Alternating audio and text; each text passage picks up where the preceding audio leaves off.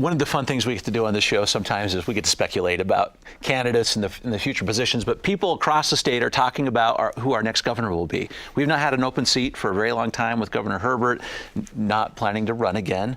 Lindsay, let's talk a little bit because I want to talk about some of the names, but one in particular just came out this week. Jon Huntsman Jr. Would he come back and run for the seat again? Well, tell us about the word on the street. What would be interesting, has he been gone 10 years now? Is that right? Yeah, it's been about that long. Yes. Yeah, it would be. You know, he was definitely a really popular governor and kind of a centrist, and but it'll be interesting to see how the name recognition still plays. You know, I think certainly the Huntsman family, of course, has big deep roots, and he's had a national profile, but he hasn't been in the mix in the state quite as much. So it'll be interesting to see how voters, you know, a decade later come back. I think the a lot of conversation about Lieutenant Governor Spencer Cox, of course. And in some ways, I think those two guys have some things in common, you know, and so both have sort of a certain kind of like young centrist charisma about them. So it would be interesting to see if that does come to pass, that sort of matchup.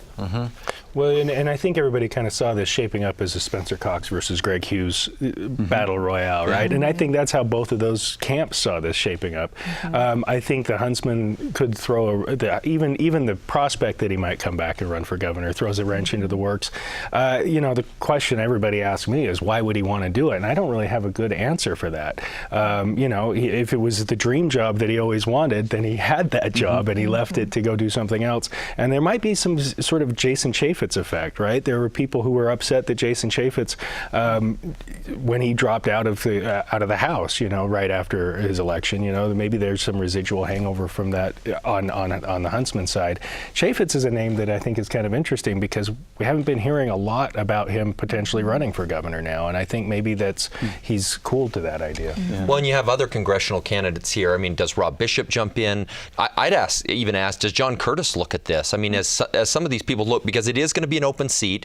I ran the state Republican Party in 2004, and there were 14 or 15 candidates. You know, there were different tiers within that, but you had a lot of serious candidates and people that were substantial people. And so I think we will see a number of people get into this race, and it will span politicians and former politicians and business people and community people and other people that have pet issues. It's going to be a huge field, and I wouldn't be surprised if it's more than the 14, 15 people we saw 16 years ago. The name recognition thing, I think, then becomes really important when you have a crowded field like that. And then if you've got a Huntsman into the race, I mean, there's already, like, people know that name and people know that guy. Well, a big nomination change from what we did 16 years ago with the open field. You could then have not only a number of people, but a number of people on that primary ballot, which changes the dynamic pretty substantially. You talked about some high-level Republicans that many of us know, Democrats. Who are hearing that's willing to jump into this one? Robert? Interested. No, I'm not running. Okay, we're taking you off the list. You know, the Democrats have kind of forever been eyeing Ben McAdams as sort of the candidate with the best shot at the state at running for statewide office. I think he's pretty well set up now in his House seat, so I don't think he's likely to run. Jenny Wilson, who's run for statewide office, obviously now is the Salt Lake County mayor. So I think the Democrats have a real problem in trying to find a candidate who's able to mount a legitimate, strong campaign. And they're all so focused on the Salt Lake City mayor's race. That's the big, I mean, maybe whoever shakes out of that one can just make a switch. Well, the rumor is John Jr. is coming back. The Democrats always hoped they could recruit him into the race. He was a Wallace ambassador. Maybe they can recruit him again and really shake this thing. All right, heard it here first. All right, thank you all for that very interesting conversation. Thanks.